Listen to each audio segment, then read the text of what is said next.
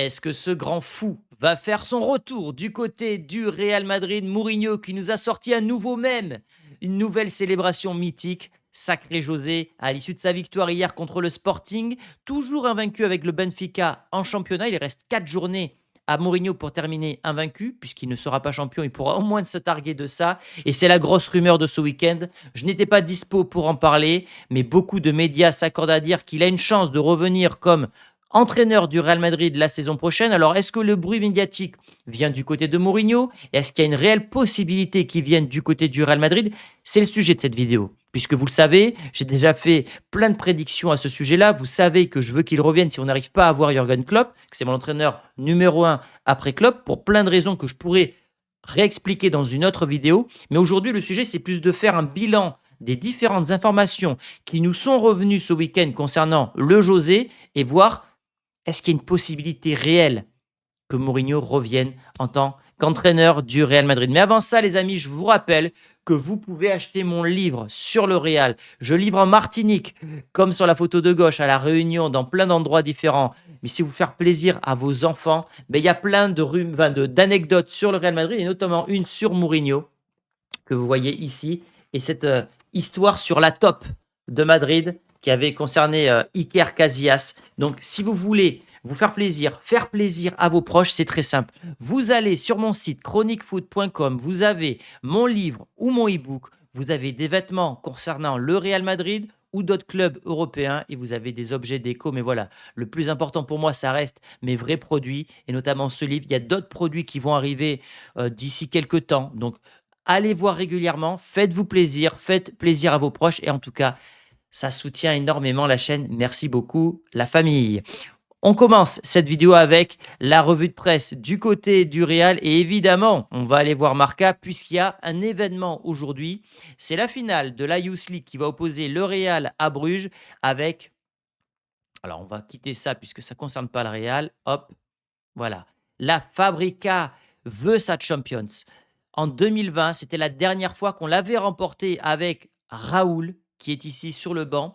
Cette fois, c'est Alvaro Lopez et on a la possibilité de gagner cette fameuse Champions pour les juvéniles.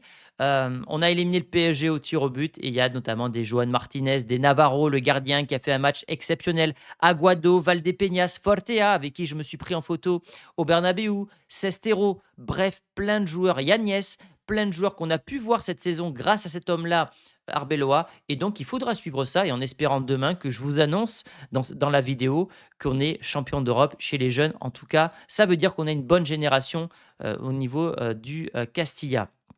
Bon, évidemment, ça parle du retour du facteur X Bellingham, mais j'ai envie de vous dire à quoi bon, vu que la saison est d'ores et déjà terminée côté Real Madrid.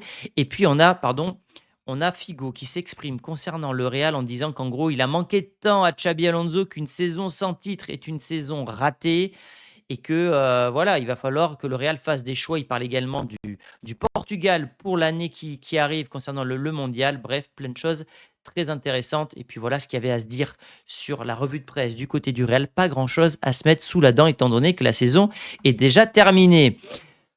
Info de Molina, Romain Molina. Alors, j'ai pas réagi à sa vidéo puisque j'étais en vacances, mais il a donné plein d'infos importantes qui vont avoir des conséquences sur l'info du jour. Voilà, je ne parle pas de cette info pour vous balancer cette info-là, mais elle aura des conséquences sur la probable arrivée du prochain entraîneur. Vous allez comprendre pourquoi. Puisqu'on nous annonce, et Romain Molina nous annonce que le Real a dû financer 2 énormes prêts de 200 et 300 millions d'euros, ce qui a fait exploser finalement la dette du Real Madrid à long terme, puisque les coûts de rénovation du Bernabéu, avec la guerre en Ukraine, les matériaux, etc., ça a été multiplié par 3. Le club a donné 30% des revenus à Six Street jusqu'en 2043, sauf que on n'a pas les concerts, les événements qui devaient ramener de l'argent au Real Madrid. Donc finalement, ce qui devait être une source de revenus est aujourd'hui une source d'emmerde. Et est-ce qu'on peut avoir une rénovation totale de l'effectif avec un nouvel entraîneur? Je pense à Jürgen Klopp qui coûte très cher, etc. Je pense que cette info-là nous donne une partie des infos de qu'est-ce qui va se passer cet été. Je pense qu'on n'aura pas un gros mercato, que si mercato il y a, ça sera un mercato peut-être de départ, de dégraissage, Pas forcément un mercato où il y aura beaucoup d'arrivées, étant donné qu'on a dépensé 160 millions d'euros lors du dernier mercato estival. Alors, est-ce qu'on peut faire venir un Jürgen Klopp avec cet effectif-là, pardon? Je ne suis pas certain qu'il accepte, puisque lui voudra ses hommes, son effectif, les pleins pouvoirs. Et donc, pour moi, cette info, elle est presque en train de nous dire que on aura un pompier de service, la solution la moins pire, mais que ce sera très compliqué de faire venir Jürgen Klopp, puisque financièrement, on ne pourra pas se permettre de payer un entraîneur, je ne sais combien de millions d'euros. Donc, peut-être que même Arbeloa pourrait rester du côté du Real Madrid. Même chose avec cette info-là. Rudiger devrait prolonger du côté du Real Madrid. Alors la négociation, c'est de savoir si ce sera un contrat d'1 an ou 2 ans. Pour les plus de 30 ans au Real, la règle est très simple. Ce sont des contrats d'1 an qui sont tacitement renouvelables si les deux parties sont OK. Mais pareil, on ne va pas chercher à acheter un défenseur. On essaie de conserver Rudiger. On est dans la même lignée. On conserve un petit peu ce qu'on a. On va se débarrasser d'Alaba. On va se débarrasser peut-être de Fran Garcia, de joueurs un petit peu comme ça. Mais globalement, on va pas avoir de révolution cet été. Je le sens. J'ai pas d'infos, mais j'arrive un petit peu à lire entre les lignes avec l'expérience et j'ai l'impression qu'on n'aura pas de vraie révolution concernant ce mercato du Real Madrid. Ce qui nous amène au sujet principal de cette vidéo. Mourinho. Est-ce que Mourinho peut réellement revenir du côté du Real Madrid? Et ça sera peut-être ma plus grosse prédiction depuis que je fais des vidéos YouTube, mais en tout cas depuis fin décembre, je vous ai dit une chose, je sens que Mourinho va venir. Et il y avait zéro info, il y avait zéro rumeur à ce moment-là. C'était moi d'ailleurs qui ai lancé les premières rumeurs de son retour sur X à l'époque. Pour plein de raisons. Le fait que... Bon bref, je vais vous l'expliquer après. Mais en tout cas, les infos ont commencé à sortir notamment du côté du Portugal. Cette info est la suivante, ça sort du média Record. Mourinho et le Real Madrid, ça chauffe. Pérez pourrait proposer une offre de contrat au coach du Benfica dans les prochains jours. D'autant plus que Mourinho a une clause de départ sur les 10 premiers jours à l'issue de la fin de la saison, si je suis précis. C'est-à-dire qu'en gros, il a une clause pour être recruté gratuitement. Il a accepté d'entraîner Benfica, mais avec une clause en cas que Chelsea, Newcastle, le Real, en tout cas les clubs qu'il appelle comme ça, puissent venir le chercher, qu'il ne soit pas bloqué à Benfica. Donc déjà, il n'y a pas d'indemnité de transfert à payer, ce qui facilite l'arrivée de l'entraîneur. Mourinho, on sait qu'il s'entend très bien avec Florentino Pérez, que c'est l'un des rares entraîneurs qui a retourné un petit peu le cerveau de Florentino Pérez. Ce dernier voulait qu'il reste à l'issue de son contrat des 3 ans. Finalement, il y avait tellement de tensions entre les supporters, le vestiaire et l'entraîneur que tout ça a fini par imploser et Mourinho est parti. Il coche plein de cases puisqu'on sent aujourd'hui qu'à Madrid, on a cette volonté de faire renaître le madridisme, de faire renaître cette culture de la victoire, cette haine de la défaite. Ce qui manque cruellement aujourd'hui au Real Madrid. Et qui a le meilleur profil que Mourinho? Il n'y en a pas beaucoup, si ce n'est Jürgen Klopp. Mais encore une fois, je vous l'ai dit, financièrement, ça me paraît compliqué. Il veut les pleins pouvoirs, ça me paraît compliqué. Donc voilà. El Mundo maintenant, qui nous dit que Mourinho et Scaloni sont des candidats pour le poste du Real Madrid. On sait qu'il y avait une liste de Deschamps. J'en ai fait une vidéo. Ça a été démenti par les proches de Deschamps et par l'équipe. Donc Deschamps, on peut le rayer. Ça a parlé de Tuchel, de Pochettino, qui fait partie des favoris de Florentino Pérez, Scaloni. Mais en tout cas, Mourinho ferait partie de la liste. À quelle place il se situe? J'en ai encore aucune idée, mais en tout cas, il fait partie de cette liste-là. Fabrizio Romano. Bon, on ne le présente plus. Mourinho aimerait revenir au Real Madrid. Le Real Madrid n'a pas encore décidé de qui il veut comme entraîneur pour la saison prochaine. Et il y a une réelle possibilité qu'Arbeloa reste l'entraîneur du Real Madrid. Mais ça, je vous en parle juste après. Alors aujourd'hui, j'ai un petit peu la sensation, comme nous l'a dit Lasserre, que Mourinho adorerait revenir au Real Madrid. Et je me demande si ce bruit médiatique-là ne vient pas tout simplement de Mourinho. Aujourd'hui, j'ai la sensation que c'est Mourinho qui a fait fuiter des informations du côté du Portugal, comme quoi le Real le veut, pour faire monter une espèce de pouvoir de la Vox Populi pour soutenir Mourinho, parce qu'il sait qu'il a encore beaucoup de pouvoir dans les médias. On l'avait vu notamment avec Chiringuito, Pedrerol, qui avait mis en avant Mourinho. On sait qu'il y a encore plein de mourinistas du côté du Real Madrid. Donc je me demande aujourd'hui si tout ce bruit médiatique ne vient pas directement de cet homme-là et que tout simplement le Real n'a pas pris sa décision, qui fait partie d'une shortlist, mais je ne suis pas sûr au 20 avril, au moment où je tourne cette vidéo, que le Real a déjà choisi l'identité de son prochain entraîneur. En tout cas, vous le savez, si jamais il signe, il y aura une vidéo spéciale avec sûrement un invité spécial pour énumérer les points positifs, les points négatifs, parce qu'il y en a aussi concernant José Mourinho, malgré tout l'amour que je peux lui porter, il y a beaucoup de points négatifs avec Mourinho.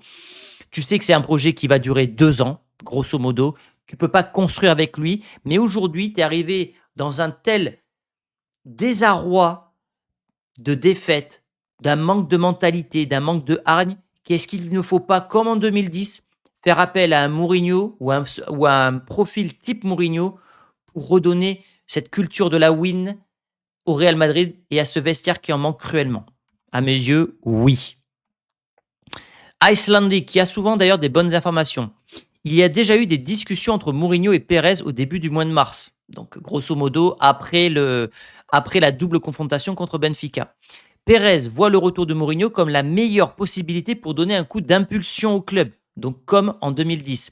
Cette info a été partagée le 3 mars, mais nous avons eu la confirmation qu'elle est toujours valable à ce jour-là. C'est pour ça que nous la relayons. Aujourd'hui, à Madrid, on ne veut pas... Ah, c'est après. On ne veut pas d'un jeune entraîneur. On ne veut pas d'un jeune entraîneur. L'épisode Xabi Alonso a vacciné les dirigeants, donc pas de Fabregas, pas de Nagelsmann, pas de profil Alonso. Tous ces mecs-là sont hors de course. On aura un mec d'expérience qui a la culture de la win, qui est capable de gérer des égos dans le vestiaire, qui a une carrière où il a déjà gagné des trophées européens, etc. Mourinho coche toutes les cases. Le point négatif aujourd'hui, c'est ce que Mourinho et encore Mourinho. Est-ce que Mourinho, dans un effectif avec beaucoup de qualité, peut à nouveau aller chercher des trophées?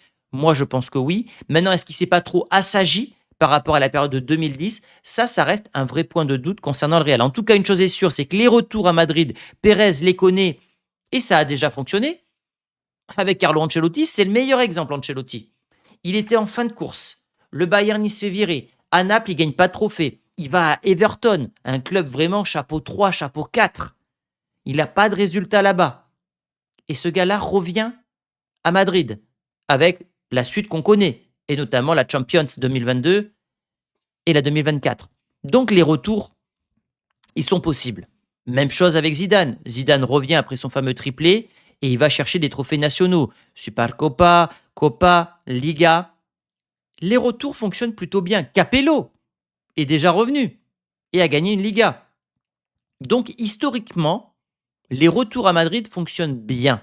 Ça a déjà marché avec Ancelotti et Zidane sous Pérez. Mais Marca nous annonce aujourd'hui, c'est pour ça qu'en fait c'est très difficile de démêler le vrai du faux, puisque j'estime que Marca est quand même bien renseigné.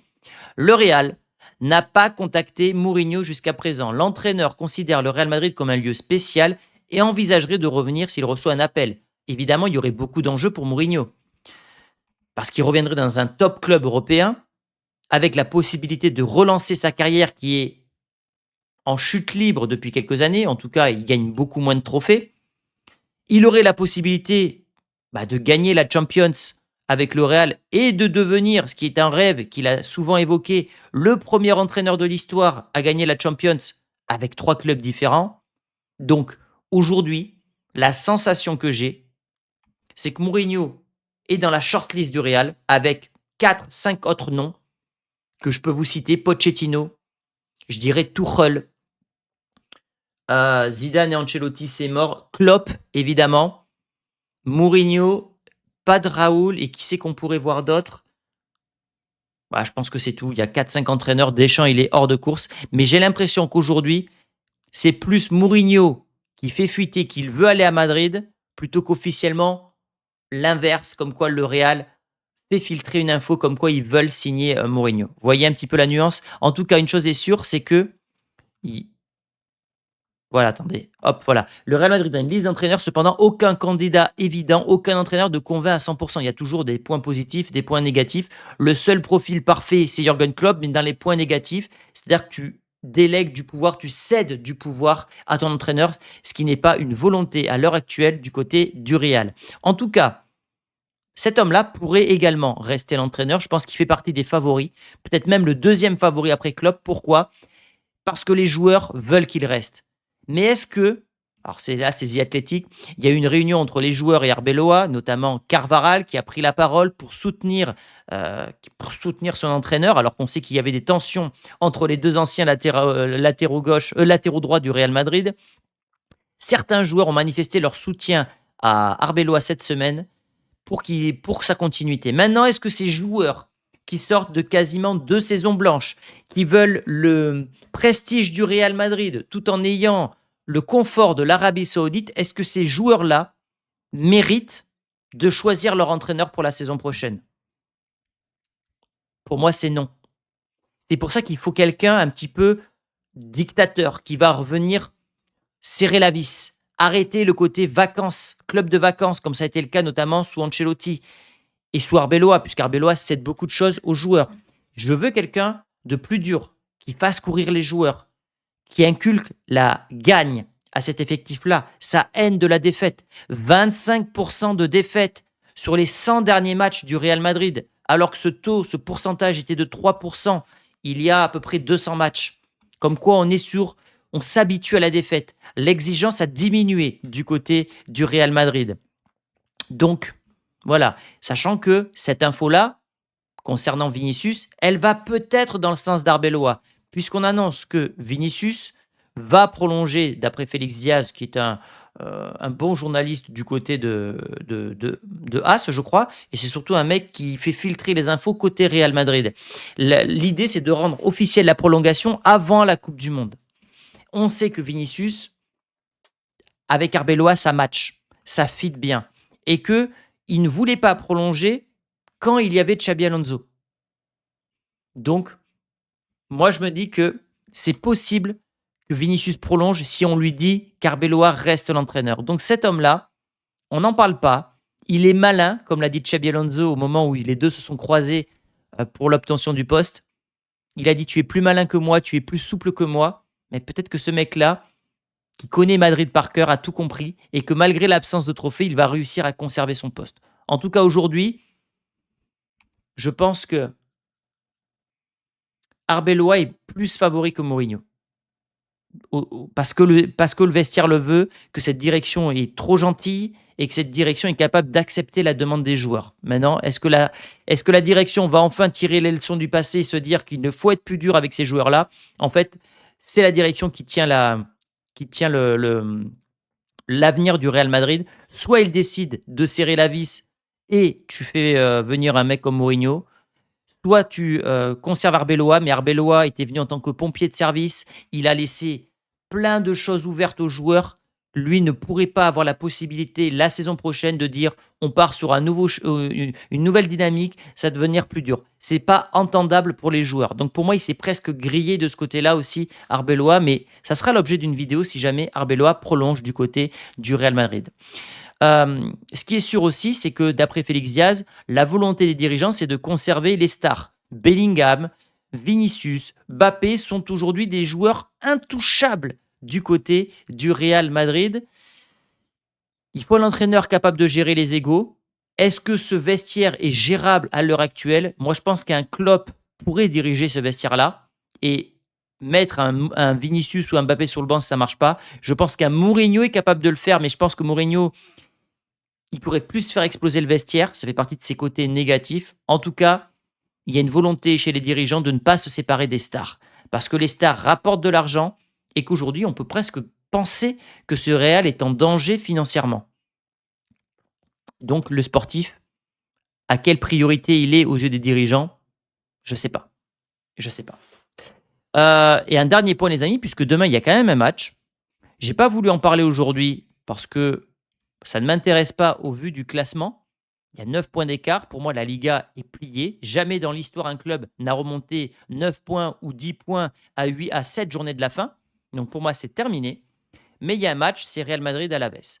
Et avec mon partenaire Unibet, vous avez les cotes pour ceux qui veulent quand même parier. Le seul intérêt aujourd'hui que je vois, c'est le titre de Pichichi. peut-être de souliers d'or pour Kylian Mbappé. En tout cas, les cotes ne laissent aucun suspense. Je sais pas. Je pense que je ferai le débrief parce que tant qu'il y a de la vie, il y a de l'espoir et on peut toujours aller chercher cette Liga, mais j'y crois pas. Et je mettrai Mbappé buteur et je mettrai le Real Madrid 1-2 ou 3-0. Voilà, sachant qu'il y a une volonté côté arbelois, de continuer à gagner puisque une nouvelle défaite viendrait sans doute sceller son sort. Alors que si tu restes sur 7 victoires sur les 7 derniers matchs qui te restent jusqu'à la fin de saison, tu restes sur une bonne note et tu augmentes tes probabilités de rester l'entraîneur du Real Madrid au vu de la saison prochaine, les amis. Voilà ce que j'avais à vous dire aujourd'hui.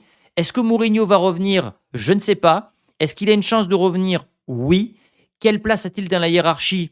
Il est sans doute top 3, top 4. Il a des points forts, il a des points faibles. Mon avis, c'est que pour moi, il coche plus de bonnes cases que de mauvaises cases pour ce vestiaire-là. Voilà.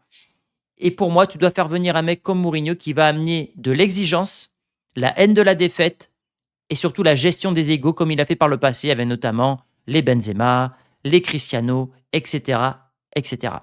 Même Kaka.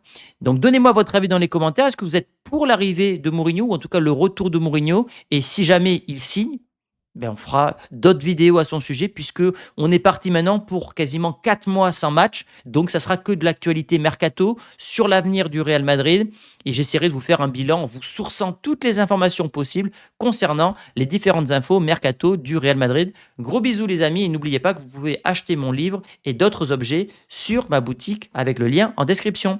Ciao ciao.